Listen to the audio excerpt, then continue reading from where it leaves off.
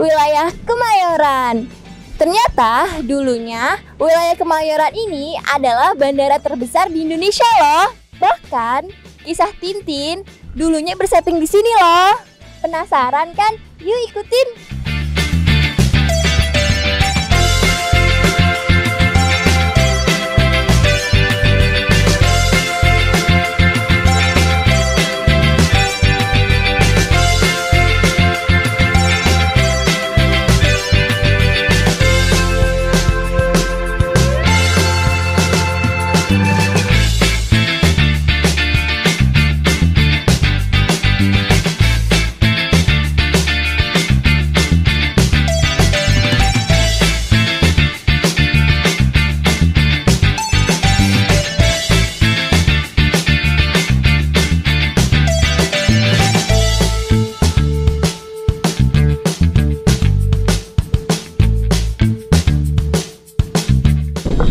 Bandara Kemayoran, tapi bandaranya mana ya?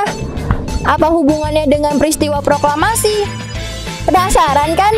Yuk tanya ahlinya.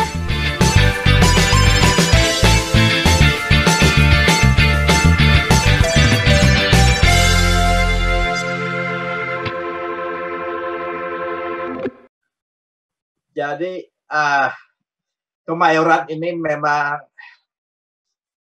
sudah susah untuk kita mendapat gambaran bagaimana ketika masih sebagai lapangan terbang.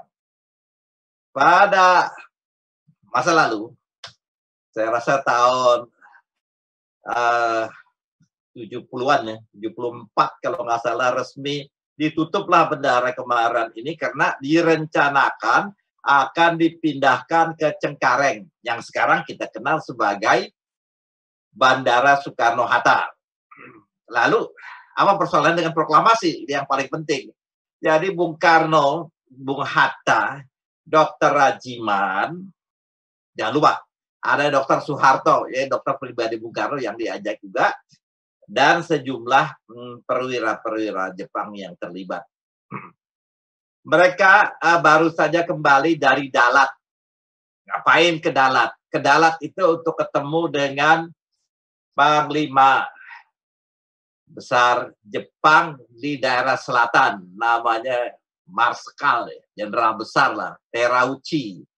Ya, Terauchi berkaitan dengan mengundang Bung Karno, Bung Hatta itu sebagai Ketua Panitia Persiapan Kemerdekaan, PPKI. Itu terkenal kan?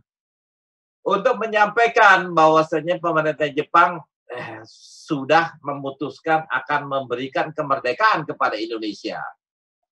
Jadi setelah penyampaian berita itu oleh Jenderal Terauchi itu di Dalat ya, di Dalat itu. Di Dalat itu kira-kira kotanya di Vietnam, di kurang lebih 200 km utara dari Saigon. Saigon itu kan ibu kota Vietnam, dulu Vietnam Selatan ya. 200 km itu adalah Dalat. Potong cerita, akhirnya kembalilah Bung Karno pada tanggal 14 Agustus. Di mana beliau itu sampai tanggal 14 Agustus itu ya di Kemayoran ini. Ada fotonya itu ketika beliau disambut oleh hadirin. Ketika itu ada wartawan. Wartawan yang aktif, salah satunya waktu itu adalah Pak Yusuf Ronodipuro sebagai wartawan dari Hosokyoku dari Radio Republik Indonesia. Bisa ditampilkan itu fotonya? Ya, ini dia. Ketika Bung Karno turun dari pesawat terbang, diterima oleh Gun Sekan, itu kepala pemerintahan Jepang itu, namanya Jenderal Yamamoto. Nah, ini disambut beliau datang. Selamat datang, selamat datang. Soekarno-sang gitu ya. Silakan, silakan. Nah, Bung Karno pada saat itu sudah ada penerimaan dari masyarakat yang menyambut kembalinya Bung Karno dari Dalat itu. Salah satu pidato yang beliau sampaikan pada gambar sebelah kanan itu adalah pernyataan kalau tempo hari dalam berita radio kami sampaikan Indonesia akan merdeka setelah jagung berbuah, sekarang bisa saya pastikan Indonesia akan merdeka sebelum jagung berbunga. Dari dalam hitungan pendek saja, mungkin dalam beberapa hari saja kita akan merdeka. Ini foto bersejarah. Banyak orang-orang yang belum tahu. Itu lapangannya ini persis di depan atau di dekatnya lapangan terbang. Oke, kita kembali lagi ya. Nah, ketika penerimaan Bung Karno dan pihak Jepang seperti itu dilanjutkan dengan penerimaan resmi di Istana Merdeka. Waktu itu istananya Panglima Tentara ke-16 Jepang. Ya, Istana Merdeka sama. Istana yang sekarang juga sering kita pakai untuk hari kemerdekaan. Ya, di situ.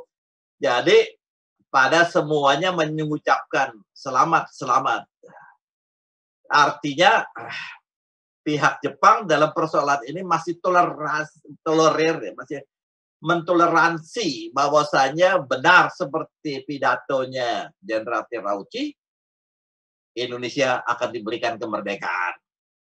Sebetulnya ada banyak tulisan-tulisan yang menggambarkan kapan akan dilakukan itu, estimasinya tanggal 26, antara tanggal 24 sampai 26 Agustus.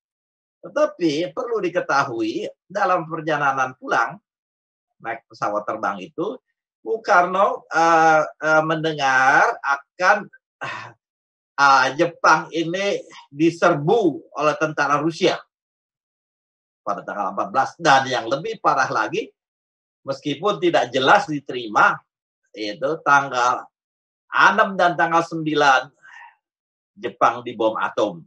Artinya keadaan bakal gawat. Oleh karena itu Bung Karno membisiki Bung Hatta, bagaimana kalau panitia persiapan proklamasi itu segera saja lah kita proklamasi kemerdekaan, lebih cepat lebih baik. Kapan? Besok aja tanggal 16 gitu. Nah, tetapi Bung Karno tidak mau gegabah untuk ini. Lihat keadaan. Jadi cerita Kemayoran ini, kemudian penyambutan di Istana Merdeka, atau istana, waktu itu namanya Istana Koningsplein ya, Istana Istana Gambir lah itu. Itu masih dikuasai Jepang waktu saat itu. Bung Karno, Bung Hatta pulang ke rumah masing-masing. Nah, ketika pulang ke rumah masing-masing, timbullah masalah baru, yaitu pihak pemuda yang mendengarkan radio. Maksudnya radio gelap itu, karena tidak boleh sembarangan orang terima radio. Itu kalau Jepang itu sebetulnya sudah menyerah pada tanggal 15. Jadi dia sudah minta damailah dengan yang namanya konferensi Potsdam. Di Jerman itu ada kota namanya Potsdam. Dia sudah minta damai dan akan siap-siap menyerah kepada pihak sekutu tanpa syarat. Nah, ini menimbulkan pertanyaan buat Bung Karno dan Bung Hatta. Apa benar begitu? Bung Karno sama Bung Hatta kagak dengar radio gelap. Kita lihat saja situasi.